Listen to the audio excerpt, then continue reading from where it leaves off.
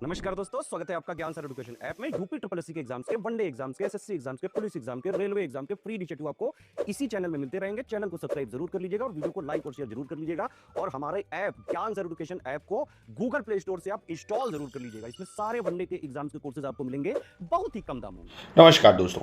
Geography में PET के कैसे सवाल आएंगे उसको देखेंगे हम लोग। ये मॉक टेस्ट है, ज्योग्राफी का स्पेशली देखेंगे क्योंकि 5 नंबर की ज्योग्राफी आनी है, 5 सवाल आने हैं। तो सबसे पहला सवाल आपके सामने लिखा हुआ है, कह रहा है रन ऑफ कच्छ के संबंध में कौन सा कथन सही है। ठीक है, पहली बात, यह राजस्थान और हरियाणा की सीमा पर स्थित है और भारत का सबसे बड़ा रेतीला मरुस्थल है। यह गुजरात राज्य में स्थित और दुनिया के सबसे बड़े लवणीय मरुस्थलों में से यानी आपके सलाइन डेजर्ट में से आता है। फिर कह रहे तमिलनाडु में स्थित है, महाराष्ट्र में स्थित है। आप सभी को पता है भाई, बचपन से पढ़ते आ रहे हो। बी वाला यहाँ पे सही हो जाएगा। ठीक, निम्नलिखित में से कौन सा एक शंकुधारी वृक्ष नहीं है? Which one of the following is not a coniferous tree? तो शंकुधारी कौन सा वृक्ष नहीं है? लर्च, जूनिपर, चीड़, जेट्रोफा। तो इसमें आप देखेंगे जो जेट्रोफा है, जेट्रोफा ये शंकुधारी वृक्ष नहीं है, जेट्रोफा है ना। बाकी ये सभी कॉनिफेरस है ना, शंकुधारी वृक्ष। तीसरा कह रहा है क्षेत्रफल की दृष्टि से भारत के 4 सबसे बड़े राज्यों को सही अवरोही क्रम यानी घटते क्रम में लगाइए, बड़े से छोटे में लगाइए। यानी सबसे बड़ा जो क्षेत्रफल है इन राज्यों में से किसका होगा, ये आपको बताना है। तो पहले पे तो राजस्थान हो जाता है, फिर दूसरे पे एमपी आ जाएगा और तीसरे पे महाराष्ट्र आ जाएगा, चौथे पे आपका उत्तर प्रदेश आ जाएगा। यानी इस हिसाब से अगर देखें तो 13 का सी आंसर हो जाएगा, है ना। Rajasthan, MP, Maharashtra, UP. शरद ऋतु का संबंध भारतीय कैलेंडर के किस महीने से है? ऑटम सीजन की बात कर रहा है। किस मंथ में होता है ऑटम सीजन? ज्येष्ठ, आषाढ़, सावन, भादव, आश्विन, कार्तिक, चैत्र, वैशाख। तो ये हो जाएगा आपका अश्विन और कार्तिक, अश्विन और कार्तिक हो जाएगा। ठीक है, और अगर मैं इंग्लिश कैलेंडर में बात करूँ तो ये महीना यही मानिए सितंबर के अंत से यानी एंड ऑफ सितंबर और नवंबर के मिड तक चलता है ये ऑटम, है ना, मिड नवंबर तक।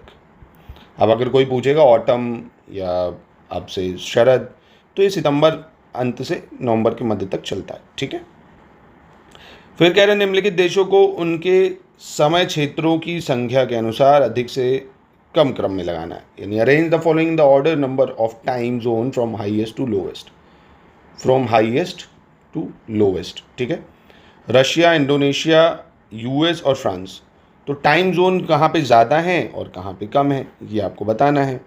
तो अगर आप देखेंगे सबसे ज़्यादा टाइम जोन की बात अगर मैं करूँ तो अगर मैं फ्रांस में देखूँ तो फ्रांस में 12 टाइम जोन है। छोटा सा देश है पर टाइम जोन यहाँ पे आपको 12 दिखेंगे, जो कि दुनिया के किसी भी देश से सबसे ज़्यादा है ना। और अच्छा कारण ये भी है कि देश छोटा है पर उसकी टेरिटरीज बहुत जगह फैली हुई है ना, बहुत सारी ओवरसीज टेरिटरी भी है। रूस की बात करें, रूस में 11 ही टाइम जोन है, बल्कि कितना विशाल है वो। ठीक है, रूस में कितने टाइम जोन है? 11 टाइम जोन है। यूएस की बात करें अगर तो यूएस में 6 टाइम जोन है। यूएस में कितने टाइम जोन है?